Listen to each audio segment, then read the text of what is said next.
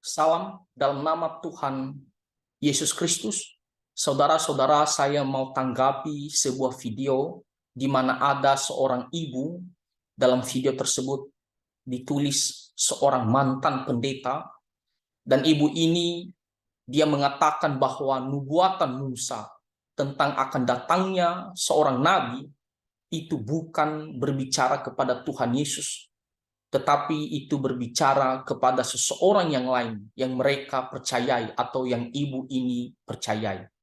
Dan saya melihat ibu ini memaksakan mencari dukungan dari Alkitab untuk mendukung seseorang yang lain ini yang mereka percayai ini. Dan saya mau katakan saudara-saudara, inilah perbedaan Alkitab dengan buku-buku yang lain.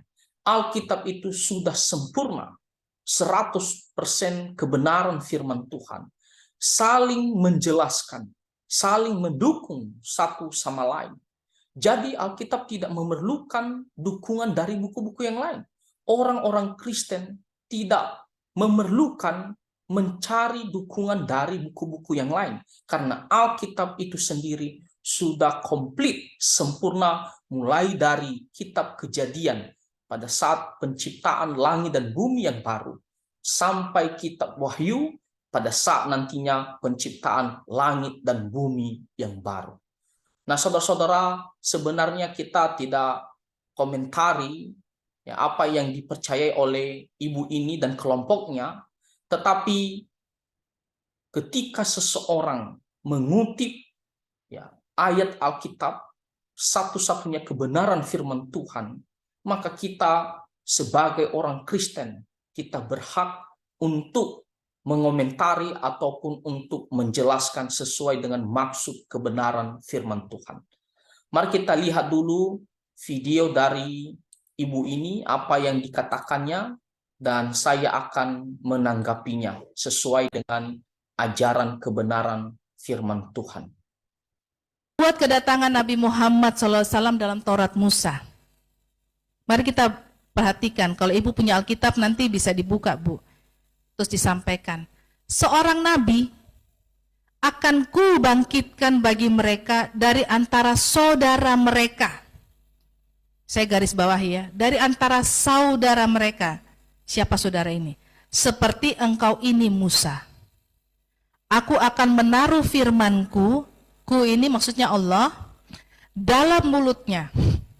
Dan ia akan mengatakan kepada mereka segala yang kuperintahkan kepadanya. Tertolaknya pendapat orang Kristen bahwa tidak ada satupun ayat tentang nubuat Nabi Muhammad dalam Taurat itu terbukti ya. Dalam ayat lain di Taurat menyatakan bahwa Nabi tersebut bukan dari kalangan umat Israel Yahudi. Ini ayatnya. Kitab Ulangan 34 ayat 10. Ini kita harus sampaikan kepada orang Kristen. Seperti Musa yang dikenal Tuhan dengan berhadapan muka, maka tidak ada lagi nabi yang bangkit di antara orang Israel. Artinya sudah finish. Batasnya hanya sampai Yesus. Seperti Musa yang dikenal Tuhan dengan berhadapan muka, ya kita tahu Nabi Muhammad kan juga berhadapan muka, peristiwa Isra Miraj. Tidak ada lagi nabi yang bangkit di antara orang Israel seperti itu. Saya bikin perbandingannya. Oke, sebelum kita lanjutkan, dengarkan apa yang dikatakan ibu ini, kita lihat dulu ayat firman Tuhan yang dikutip oleh ibu tersebut. Nah, dari kitab Ulangan pasal 18, ayatnya yang ke-15, dan sampai ayatnya yang ke-19. Ya, Ulangan pasal 18 ayat 15 sampai ayatnya yang ke-19. Nah, coba kita lihat apa isinya. Nah, di sini dikatakan seorang nabi dari tengah-tengahmu, dari antara saudara-saudaramu, sama seperti aku, akan dibangkitkan bagimu oleh Tuhan Allahmu. Dialah yang harus kamu dengarkan.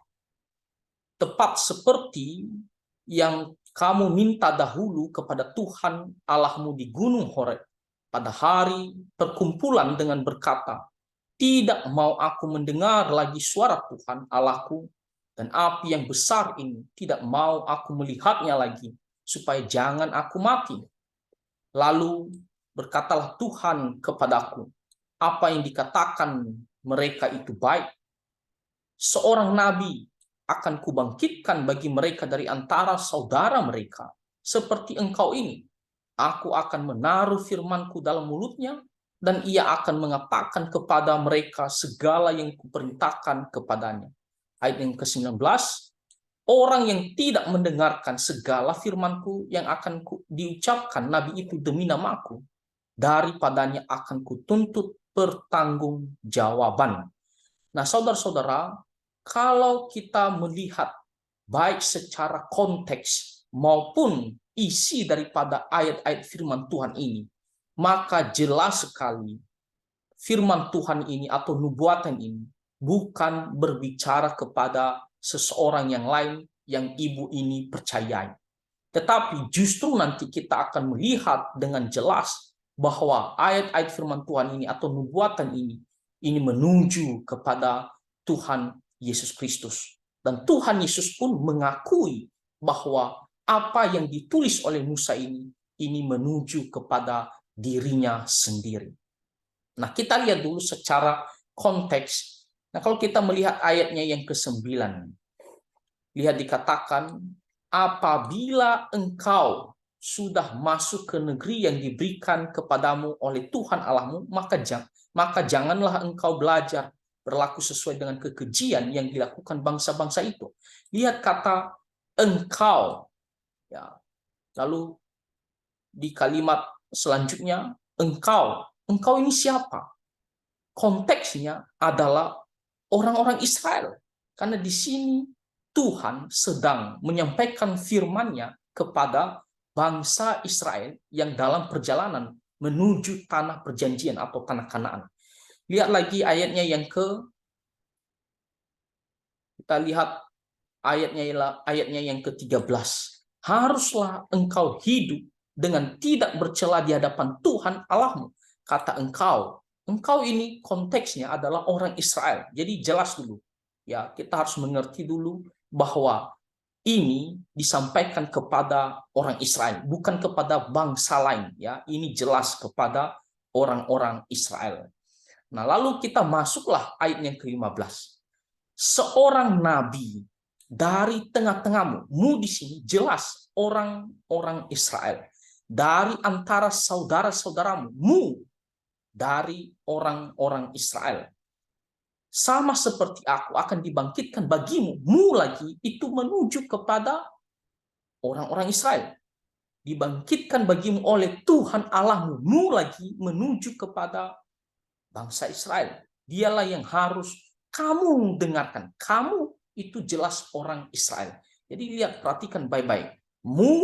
Ya, tengah-tengahmu, lalu saudara-saudaramu, lalu bagimu, lalu Allahmu, lalu kamu. Ya, berapa? 1, 2, ya 3, 4, 5 kali. Ya, dikatakan kamu, ya itu menuju kepada orang-orang Israel. Jadi ketika dikatakan seorang nabi dari tengah-tengahmu, artinya apa? Berasal dari antara orang Israel. Dijelaskan lagi lebih tegas ya di kalimat selanjutnya. Dari antara saudara-saudaramu. Itu berarti bahwa nabi ini akan muncul dari suku Israel. Dari bangsa Israel. Kita melihat bahwa ada 12 suku Israel. Jadi salah satu suku di antara mereka, disitulah akan muncul nabi yang dikatakan oleh Musa ini. Yang disampaikan oleh Musa ini. Jadi jelas sekali dia akan datang dari bangsa Israel. Dari salah satu suku Israel. Bukan dari bangsa lain atau suku lain. Tapi jelas sekali ya, dari antara suku-suku Israel. Nah, saudara-saudara, kalau saya kasih contoh, misalnya kita adalah seorang guru, lalu kita punya ya satu kelas ya untuk ditangani. Lalu di dalam kelas itu ada 40 murid. Lalu kita mengatakan kepada 40 murid ini ya dalam satu kelas itu bahwa di antaramu, dari tengah-tengahmu akan dipilih seseorang yang akan mewakili kita ya untuk kegiatan ya pemerintahan. Nah, ketika dikatakan di antaramu ya itu bukan berarti di sini ya sedang berbicara tentang sekolah lain atau kelas lain. Jelas sekali guru ini mengatakan kepada ya kelas tersebut bahwa di antaramu ini, ya, di tengah-tengahmu ini. Jadi kita bisa mengerti bahwa di antara 40 yang ada dalam kelas itulah yang dipilih nantinya untuk mewakili ya dalam kegiatan ya berhubungan dengan pemerintah. Jadi konteksnya jelas sekali di antaramu, dan jelas ini berbicara tentang bangsa Israel. Jadi akan muncul dari antara ya salah satu suku Israel, bukan dari bangsa lain atau suku lain. Oke, kita harus melihat itu dengan jelas. Lalu kita melihat apa yang dikatakan selanjutnya. Sama seperti aku akan dibangkitkan bagimu oleh Tuhan Allahmu. Nah, lihat, akan dibangkitkan bagimu. Jadi, tidak hanya datang dari bangsa Israel, dari salah satu suku Israel, tapi memang dia datang utamanya lah untuk orang Israel.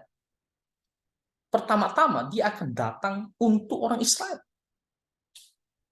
bukan untuk bangsa lain. Ya. Lalu kita mengatakan di sini, lalu firman Tuhan mengatakan di sini, sama seperti aku. Ya. Sama seperti aku. Dalam hal apa? Nanti kita akan melihat selanjutnya. Ya. Sama seperti Musa ini seperti apa? Tapi di sini kita sudah mengerti dengan jelas bahwa nabi tersebut muncul dari salah satu suku Israel, dari bangsa Israel, dan datang pertama-tama untuk orang Israel.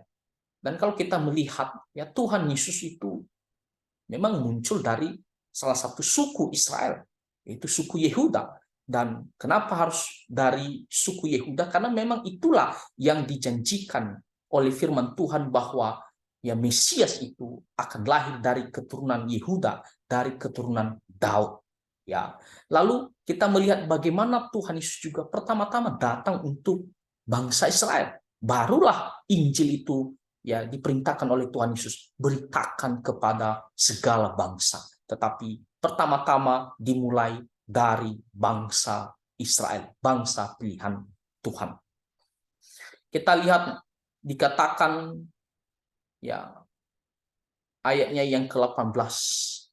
Seorang nabi akan kubangkitkan bagi mereka. Jadi jelas sekali ya, itu pertama-tama ya datang untuk bangsa Israel, bukan untuk bangsa lain. Dari antara saudara mereka, jelas lagi itu dari salah satu suku Israel. Seperti engkau ini, aku akan menaruh firmanku dalam mulutnya, dan ia akan mengatakan kepada mereka segala yang kuperintahkan kepadanya. Orang yang tidak mendengarkan segala firmanku yang akan diucapkan nabi itu demi namaku, daripadanya akan kutuntut pertanggungjawaban. Nah, lihat dikatakan ya, aku akan menaruh firmanku dalam mulutnya, dan ia akan mengatakan kepada mereka segala yang kuperintahkan kepadanya. Nah, kalau kita melihat ya di kitab Yohanes pasal pertama, ayat pertama, dikatakan di situ, pada mulanya adalah firman. Firman itu bersama-sama dengan Allah, dan firman itu adalah Allah. Kenapa Tuhan Yesus dikatakan firman? Nah, firman itu adalah perkataan. Itu berarti apa? Segala perkataan, segala kehendak ya, daripada Bapa, daripada Tuhan Allah Israel ini ada pada diri anaknya yang tunggal, yaitu Tuhan Yesus Kristus. Makanya waktu Tuhan Yesus dibaptis, ada suara dari surga mengatakan, inilah anakku, kepadanya lah aku berkenan kepadanya. Dengarkanlah dia. Ya. Karena hanya di dalam diri Tuhan Yesus, ya Bapa berkenan. Jadi kalau kita tidak mau mendengarkan, menerima Tuhan Yesus, maka itu berarti kita tidak mendengarkan, menerima tentang Allah Bapa. Segala tentang Tuhan Allah yang benar ini, segala pengajarannya, keselamatannya, ada di dalam diri Tuhan Yesus Kristus. Lihat, dikatakan orang yang tidak mendengarkan segala firmanku yang akan diucapkan Nabi itu demi namaku, daripadanya akan kutuntut pertanggungjawaban. Jadi kalau kita tidak mendengarkan dan menerima Tuhan Yesus, ya, maka kita pasti akan dihukum oleh Tuhan. Ya, nah jadi jelas sekali ya, di sini mengatakan Nabi itu muncul dari salah satu suku Israel, dari tengah-tengah Israel, saudara mereka, lalu juga dibangkitkan pertama-tama untuk bangsa Israel. Dan segala firman Allah Bapa ada pada diri yang Nabi tersebut. Dan Tuhan Yesus dikatakan adalah firman, ya, segala perkataan dan kehendak Tuhan ada pada diri anaknya yang tunggal itu, Tuhan Yesus Kristus. Nah, lalu dia kutip lagi satu ayat firman Tuhan tadi di Ulangan pasal 34. Mari kita lihat dulu ayatnya yang ke-10. Nah, di sini dikatakan seperti Musa yang dikenal Tuhan dengan berhadapan muka, tidak ada lagi nabi yang bangkit dari antara orang Israel dalam segala hal tanda dan mujizat yang dilakukannya atas perintah Tuhan di tanah Mesir terhadap Firaun dan terhadap semua pegawainya dan seluruh negerinya. Ayatnya yang ke-12, dan dalam hal segala perbuatan kekuasaan dan segala kedahsyatan yang besar yang dilakukan Musa di depan seluruh orang Israel. Nah, ibu ini mau mengatakan bahwa setelah ya Musa, bahkan dikatakan tadi ya itu berakhir pada Tuhan Yesus, ya maka tidak ada lagi nabi ya yang dibangkitkan bagi orang Israel ya seperti Musa. Nah, saudara-saudara, saya tidak mengerti apa maksud ibu ini. Apakah dia mau katakan bahwa setelah Musa mati tidak ada lagi nabi yang seperti Musa, ya? Tapi dia katakan itu berakhir pada Tuhan Yesus. Itu berarti Tuhan Yesus itu sama seperti Musa. Saya tidak mengerti apa maksudnya. Ya. Nah, lalu kalau dia mengatakan, seandainya dia mengatakan maksudnya adalah itu setelah Musa tidak ada lagi nabi yang dibangkitkan dari antara orang Israel seperti Musa, ya dalam hal apa? Nah, dikatakan di sini yang berhadapan muka dengan Tuhan langsung, ya, dan dalam hal kuasanya, dalam hal melakukan mujizat yang dikatakan segala perbuatan kuasa dan kedahsyatannya, ya, dan tanda dan mujizat ya dikatakan di sini. Nah, ini dalam hal dua hal ini. Nah, memang kalau kita melihat ya setelah Musa, ya nabi-nabi Israel di perjanjian lama itu tidak ada yang sama seperti Musa. Ketika dia mendapatkan wahyu atau ya berkomunikasi dengan Tuhan Allah, itu tidak secara langsung bertatap muka seperti Musa. Ya, itu bisa hanya melalui mimpi ya atau penglihatan dan lain-lain. Tetapi tidak dengan muka ya bertatap muka dengan Tuhan Allah. Tapi Musa ya dialah satu-satunya di perjanjian lama ya seorang nabi yang bisa ya berhadapan muka dengan Tuhan Allah, berbicara dengan Tuhan Allah. Dan dalam hal mujizat, tanda-tanda kedahsyatan yang diberikan ya yang di mana Tuhan pakai dia, ya, memang tidak ada ya nabi-nabi di perjanjian lama seperti Musa ini. Begitu luar biasa. Tapi itu hanyalah di perjanjian lama saja. Ya, kita melihat di perjanjian baru, Tuhan Yesus jauh melebihi daripada Musa. Ya, firman Tuhan mengatakan kalau ditulis semua apa yang dilakukan oleh Tuhan Yesus, maka tidak akan muat ya kertas untuk menggambarkannya, untuk menjelaskannya, untuk menyampaikannya. Ya, itu berarti begitu banyak yang mujizat ya yang dilakukan oleh Tuhan Yesus, bahkan kedahsyatan yang mujizat tanda-tanda yang diberikan oleh Tuhan Yesus jauh melebihi yang dilakukan oleh Musa. Tuhan Yesus membangkitkan orang mati hanya dengan memerintahkan saja. Ya, ingat, hanya memerintahkan, bukan berdoa, tapi dia memerintahkan langsung. Ya, dan kita melihat apa yang dikatakan oleh ibu ini selanjutnya. Ya, dan setelah itu kita tanggapi lagi ya apa yang dikatakan oleh ibu ini. Siapakah nabi yang seperti Musa, Muhammad, atau Yesus? Satu, ayah dan ibu. Nabi Musa memiliki seorang ayah dan seorang ibu. Nabi Muhammad punya juga seorang ayah dan seorang ibu. Tapi Nabi Isa atau Yesus hanya punya seorang ibu, tapi tidak punya seorang ayah. Ini membuktikan bahwa yang seperti Musa adalah Nabi Muhammad, bukan Yesus. Saya mundur kembali. Ini ayat-ayat yang tadi dikasih dalam Alkitab. Kitab Ulangan 34 ayat 10. Ini dalam kitab Taurat. Ya, seperti Musa yang dikenal Tuhan dengan berhadapan muka. Jadi ini sekarang pertentangan. Siapa yang disebut? Orang Kristen mengatakan itu Yesus. Ya. Tapi kalau kita lihat ciri-cirinya, seperti Musa, pertama ayah dan ibu itu sudah membatalkan saja. Yesus nggak masuk golongan ini. Kedua, kelahiran. Nabi Musa lahir secara normal dan alamiah, artinya pertemuan sperma dan indung telur dari ayah dan ibunya. Nabi Muhammad juga demikian. Tetapi Nabi Isa alaihissalam atau Yesus lahir tidak melalui hubungan suami istri.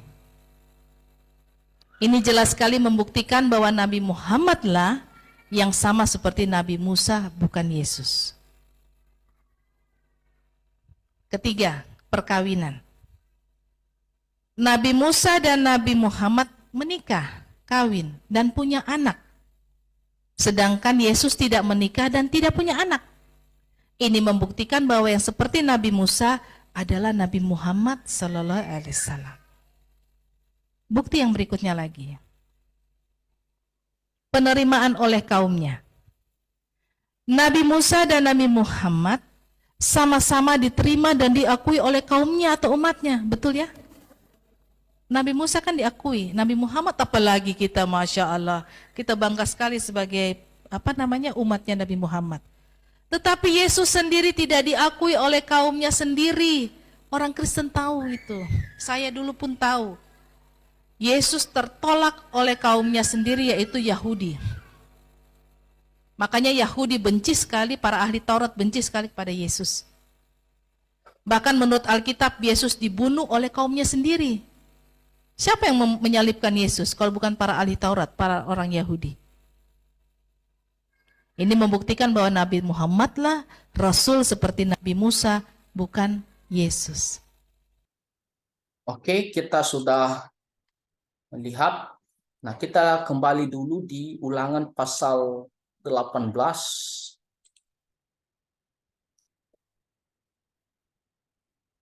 Nah, di sini dikatakan sama seperti aku.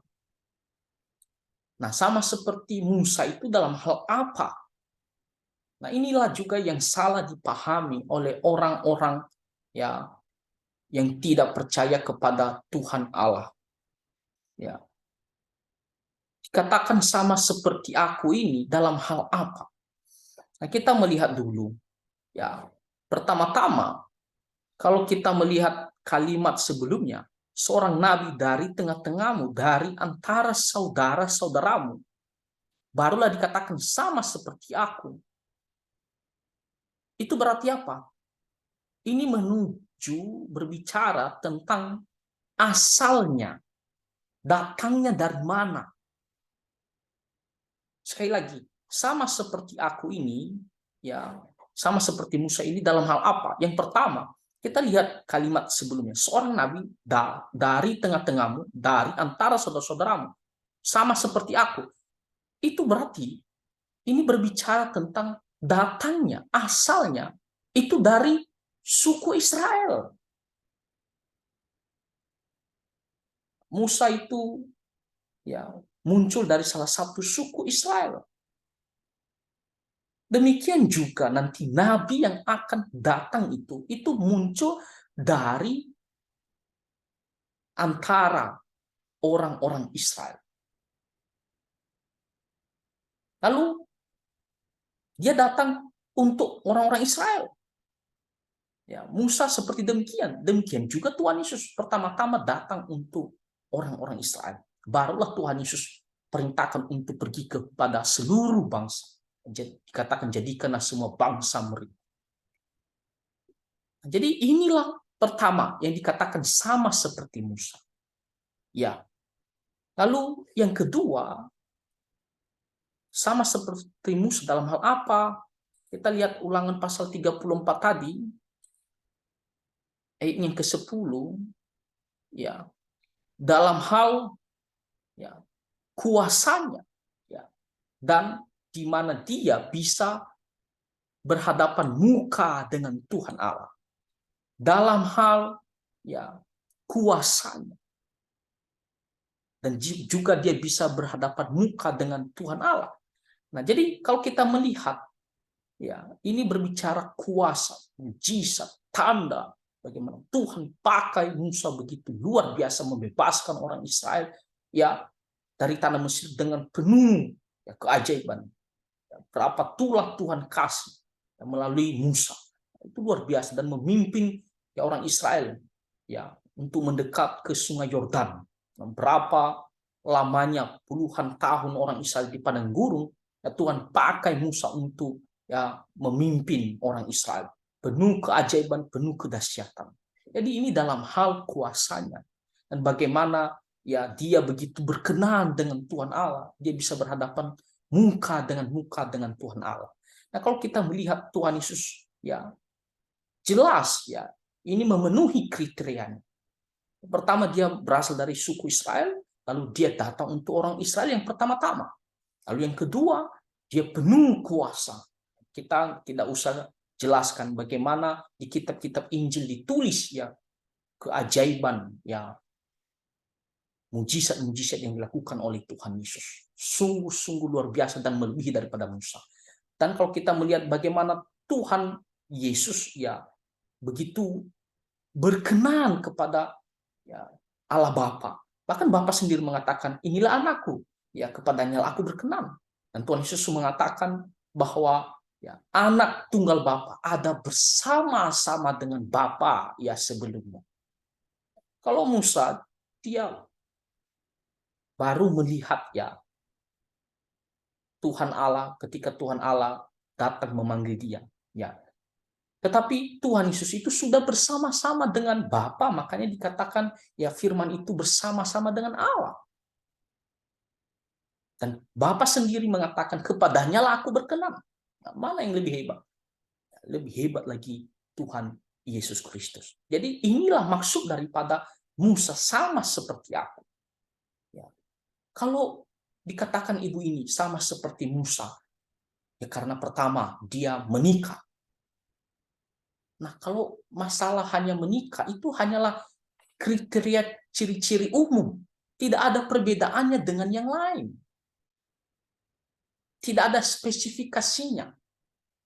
Nah, saya pun menikah, ya, tapi saya bukan dari orang Israel. Saya tidak memiliki suatu ya kuasa dipakai oleh Tuhan untuk melakukan tanda-tanda ajaib. Tidak. Tapi apakah saya menikah? Ya, saya menikah. Jadi itu bukan ciri khusus, bukan itu yang dimaksud oleh Musa. Lalu dikatakan ya lahir karena hasil hubungan suami istri.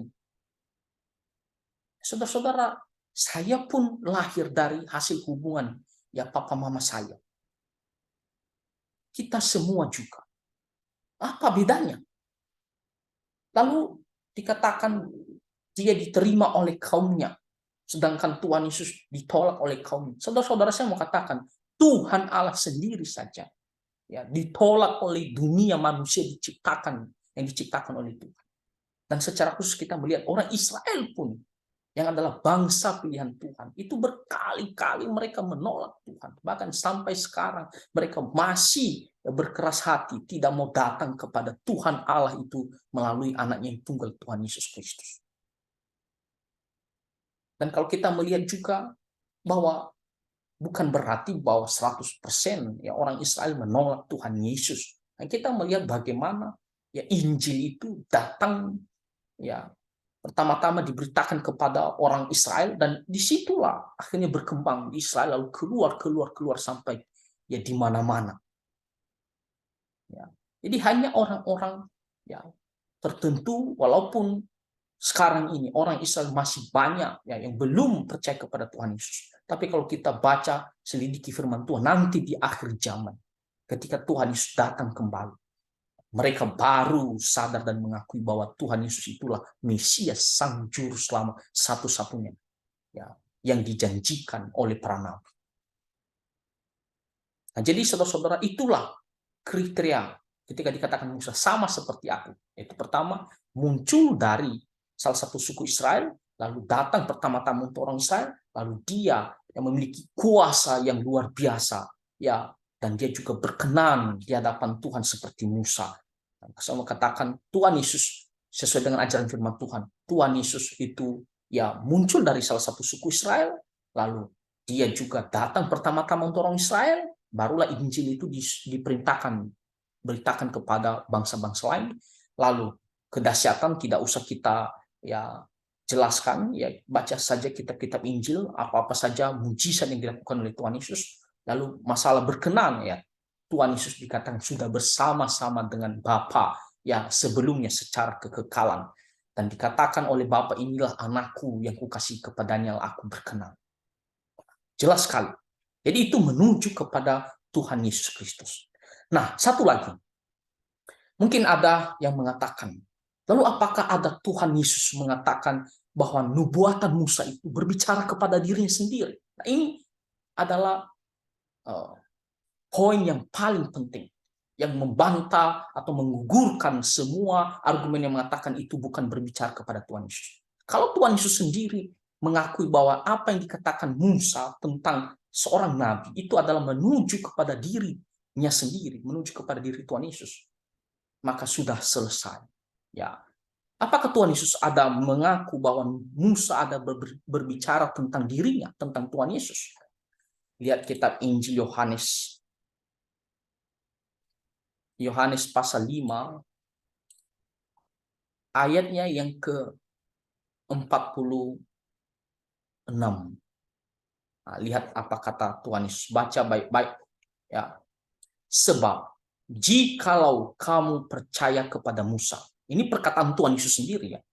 Jikalau kamu percaya kepada Musa, percaya bahwa dia adalah nabi utusan Tuhan, dan ya segala apa yang disampaikannya adalah firman Tuhan, ya tentu kamu akan percaya juga kepadaku. Jadi satu paket. Kalau kamu percaya kepada Musa, kamu harusnya percaya juga kepada Tuhan Yesus Kristus. Kenapa? Dikatakan sebab ia telah menulis tentang aku. Nah, lihat. Satu-satunya ya ayat firman Tuhan yang sangat jelas yang disampaikan oleh Musa akan datang seorang nabi. Itu adalah Mesias, ya, juru selamat. Nah, itu di kitab Ulangan tadi, ya. Dan di sini Tuhan Yesus dengan tegas, dengan jelas mengatakan, ia telah menulis tentang aku. Artinya apa? Tuhan Yesus mengklaim itu ya yang dikatakan oleh Musa di kitab Ulangan tadi berbicara tentang dirinya sendiri, bukan berbicara kepada orang lain, apalagi dari bangsa lain, ya. Tapi itu berbicara kepada dirinya sendiri, kepada Tuhan Yesus. Dikatakan sebab ia telah menulis tentang aku. Jadi tegas ya. Tuhan Yesus mengklaim nubuatan Musa di kitab Ulangan itu adalah berbicara tentang dirinya. Dan kalau kita percaya kepada Musa, jangan kita mengatakan Musa itu nabi yang benar. Ya, dia adalah hamba Tuhan yang benar. Tapi kalau kamu percaya kepadanya, kamu terima dia sebagai ya hamba Tuhan, kamu harusnya percaya kepada Tuhan Yesus Kristus. Ya, Mesias, Sang Juru Selamat satu-satunya. Kenapa? Karena Musa ya, dipakai oleh Tuhan untuk menulis, untuk menubuatkan tentang Tuhan Yesus. Ya, Tuhan Yesus mengatakan, ia telah menulis tentang aku. Ya. Tapi kalau kita adalah seorang yang memang tidak sungguh-sungguh percaya apa disampaikan oleh Musa, dikatakan Tetapi jika kamu tidak percaya akan apa yang ditulisnya, bagaimanakah kamu akan percaya akan apa yang kukatakan? Jadi hanya omongan saja, oh saya percaya kepada Musa. Apa yang disampaikan oleh Musa itu adalah berasal dari Tuhan Allah, firman Tuhan Allah. Tapi kalau kita tidak percaya kepada Tuhan Yesus, padahal Musa sudah memberitahu ya tentang Tuhan Yesus. Tuhan Yesus mengklaim itu adalah tentang aku. Kita menolak Tuhan Yesus, sama saja kita bohong, tidak percaya kepada apa yang disampaikan oleh Musa tentang firman Tuhan Allah. Jadi gugur semua argumen ya yang membantah bahwa nubuatan Musa itu ya tidak berbicara, yang mengatakan bahwa nubuatan Musa itu tidak berbicara kepada Tuhan Yesus. Itu gugur argumen tersebut. Karena Tuhan Yesus mengklaim bahwa apa yang ditulis oleh Musa itu ya nubuatan tentang akan datangnya seorang nabi, itu berbicara tentang aku, tentang Tuhan Yesus Kristus. Nah, kita sangat bersyukur ya untuk firman Tuhan yang begitu jelas ya, kebenaran satu-satunya. Jadi janganlah kita lagi diombang-ambingkan oleh ajaran-ajaran sesat, oleh ajaran-ajaran yang tidak benar ya. Tetapi sebaliknya, mari kita tetap teguh iman kita, mengikut kebenaran, mengikut Tuhan Yesus Kristus. Nah, kiranya Tuhan Yesus Kristus menolong dan memberkati kita semua. Amin.